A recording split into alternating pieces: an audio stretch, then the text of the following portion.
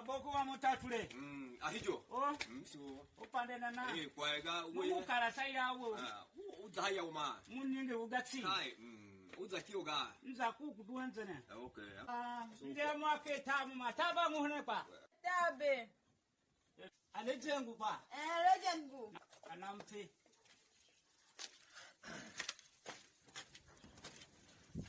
Akoko amukoko.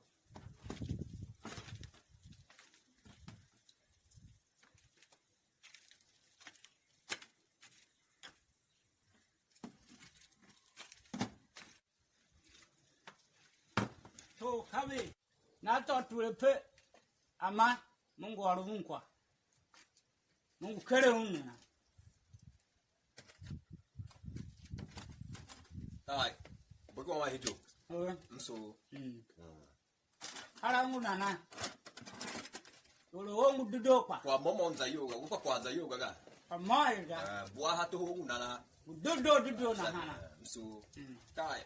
So pishi jira ikpe biara no nem. Asam. Boko wa hijo. Uka we uzahi ya wa bo nega bogaga. Na ungu kele mo pake kwa bogaga. Ka kwa bogati. Kasha me. Kwa bongo sakwaraga. Kasha me ya wa lo mase. Asama de silva wan kwasara ba no pe. Kasha me.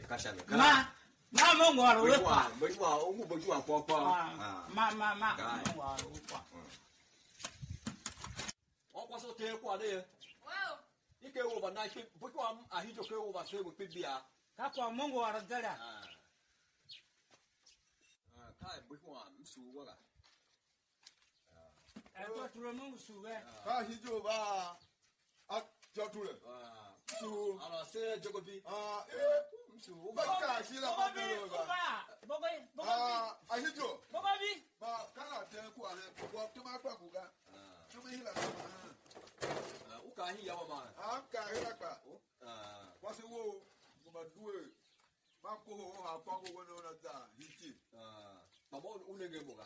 Tabo to ma na ro da te shwa o hido ko ba ya ba yi na ba ka ga. Ba JOGOBI pa ha ni ya wodi akwa de na mo ga mo fa ka ni ma ya. Ko amo nya do. Mdooter we no so ya ma. Kwase wo ka wana wo. Machine. Wa agba kana mo te wo duwe. Ma mbasha hwange. Ebla na hia o ga ya ba so ya ma o. Ulu alu. Kama ugomba kwa na oda te shwa.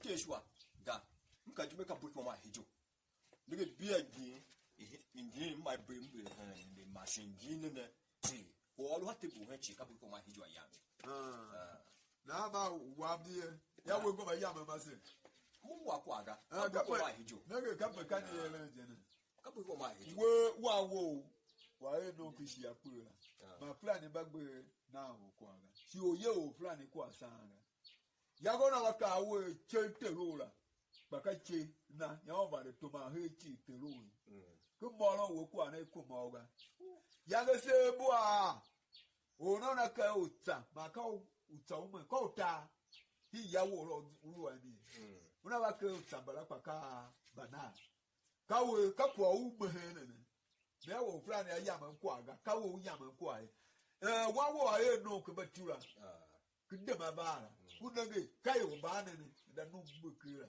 ihe wo na ha wo hige gaga wo ya kara o plan we we ya we kwa ma mo wo no gane ra kwa ka mo abaka ha kwa Bogobi Mungu so kwaraga ka kwa plan ngu ba hatigira ga. bo kwa we ga Mungu so kwara ngo oro la ga. abaka ne hi yo ya bo oro kwa Mdooter Mungu oro kwa mudomu ga. Mdooter Kwa wengu oro la mudomu suma wa muga. wa mo hijo tambe JOGOBI mo o frani ava ya mempene de kesikali utsabo tambala mako bugimo mnaona nige wa ya go wa chugbo shira na hala lo o frani so ya anna na ji shimi da to wa de zo yo hakwo tababu sha wa chogbo ya we ivenge jade la wo gu mo na yemesha pe kai fa cho kahangala ma ba to mashame wono kwa ka he bo he aro ka ha ja jana wo aja ne ba shi wono ra u ka wa ba ko ho mo ya o de jira we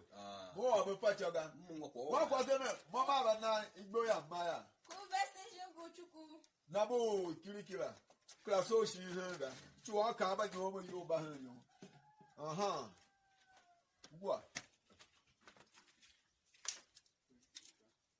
man silent. Abo huwa mun tatule. Mu makwa ni waru kwa nga anu nguwe mu. Anu nguwe mu. Waru kwa la kenkene.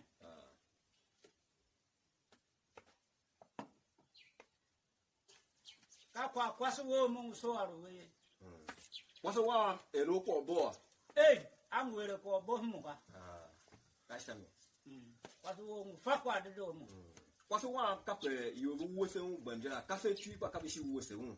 Hatwa kase fla ni pa kabi wose un hatu ka na ba gbopa na awo pa wa ko wose kwasu wa na wose mu wa. Ka kwasu wo mu fakwa do.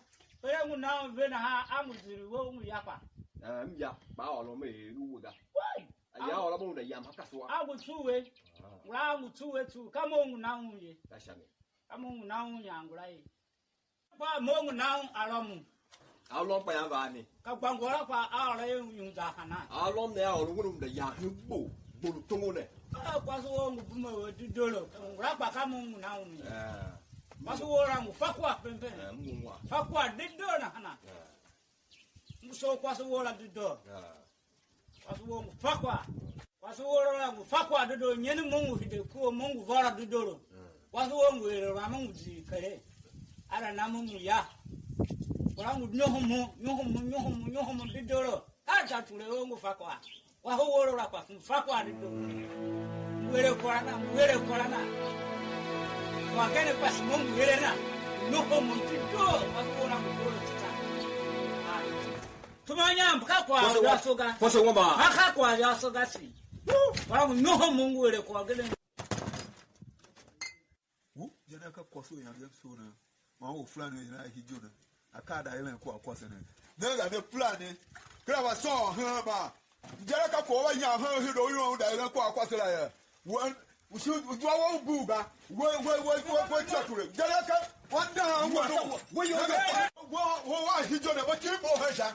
Atile wo mu kibo ni. Atile tatwe. Wo JOGOBI mongu tere we. Utele. Mongu so yo wa tibiga mongu va yo. Kan yi ko uda kwasela. We do ro mo kwa kwasu gukae wo pa wo pine unkwala. Wo pine unkwa. Ba pino ka kwasa plan. Ba kare. Atu mongu tere we. Na makani. Can you call na mongu so yo gapa. Mongu so yo gapa. Mongu ba hati bikai yo go. Ana do da kwasela. Totule we JOGOBI uda mo wo wa bidemu. Mo bido ka kwasela ta wa. Begbejo. Mongu so yo gapa. Mo pasu mu ye mkwa. Uda ke kwaso nda wa nga. Kwaso totule pakai wo mu pine unkwa mu wo. Ana ka mo pino ko yo ro. Jala wo pa. Totule jo alo ko ala mo ga. O ba da fla di ji amo. Ma wo kwasu wo kele kwasu wa ma. We da ukele kwaso wo ba na plan di ji. Awo kwaso wo ba na plan di ji. JOGOBI. Jala wo kwasu wo kele kwasu wa ma. Ba na plan di ji awo da wo. Jala wo kwasu wo kele kwasu wa ma. Na pa kan ya lumunu. Obo ma lumu ahijo plan di la. Ahijo ko ta wo. Wo pa lumu we. Alumu mo ha ma ja pa lumu wo. Ka ja kwaso wo. Wo pa lumu we. Wo pa lumu we. Pase bien quoi. JOGOBI. Pase bien quoi wa.